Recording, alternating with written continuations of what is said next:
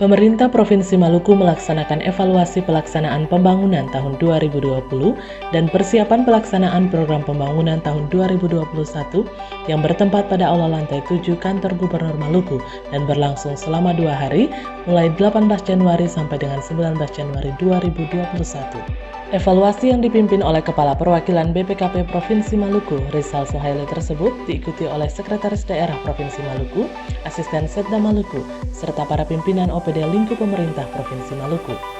Dalam kesempatan tersebut, Suhaili mengatakan bahwa penyusunan laporan akuntabilitas kinerja atau LAKIP tidak terlepas dari rancangan pembangunan jangka menengah daerah atau RPJMD. Sudah 2 periode pelaksanaan RPJMD yang diturunkan melalui rencana strategi atau Renstra masing-masing organisasi perangkat daerah dan diturunkan lagi menjadi rencana kerja pembangunan daerah atau RKPD masing-masing OPD. Ia juga mengatakan bahwa Renstra harus mencerminkan visi, misi, tujuan, dan sasaran kepala daerah. Dan rencana strategi 5 tahunan akan di-breakdown setiap tahunnya, sehingga masa akhir jabatan kepala daerah dapat dinilai.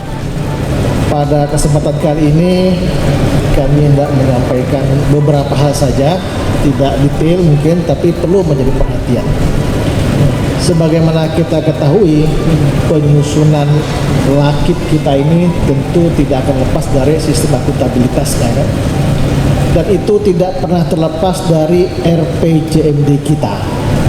Artinya kita sekarang sudah 2 periode pelaksanaan RPJMD yang diturunkan oleh Renstra masing-masing OPD dan diturunkan menjadi RKPD masing-masing OPD. Nah, ini kita akan lihat bagaimana sebenarnya proses yang saya yakin Bapak Ibu sekalian telah tahu, ya. Next. Kalau kita lihat, ya, SAKIP itu tentu melalui RPJMD. RPJMD itu berisi visi misi dari pimpinan kepala daerah yang telah memenangkan pemilu, katakan seperti itu. Maka semua janji-janji politik itu dituangkan dalam RPJMD. Jadi visi misi dan tujuan. Lalu tentunya ada strategi untuk pencapaian sasarannya dan menetapkan indikator-indikator kinerjanya. Next. Ini saya yakin Bapak Ibu sekalian sudah tahu, sebagaimana kita ketahui semua bahwasanya penyusunan rencana strategis itu tentunya ada menyangkut beberapa hal, ya. Kita pasti akan tahu bagaimana prosesnya.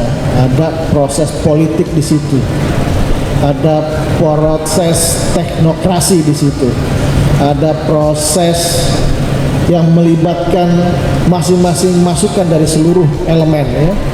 Ada proses bottom up, ada proses dari atas ke bawah juga ada.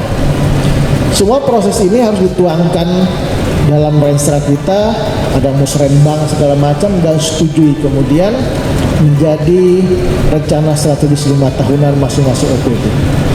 Ini harus inline dengan RPJMD.